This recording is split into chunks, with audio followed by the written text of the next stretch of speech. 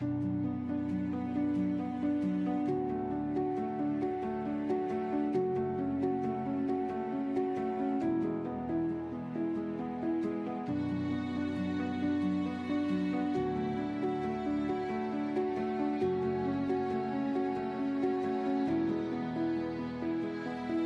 wala pa po itong building na to, kapag po may nagaganap na events dito, lalo na po yung mga bakuna, yung mga bigay ng gamot, dito po namin ginaganap sa aming gym.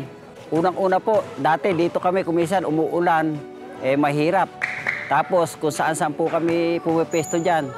Ngayon po, meron na kaming ganito, dito na po namin ginaganap at napakaganda po ng pagkakabigay sa amin ito na building na to. Napakarami pong matutulong na itong mga kagana mahirap.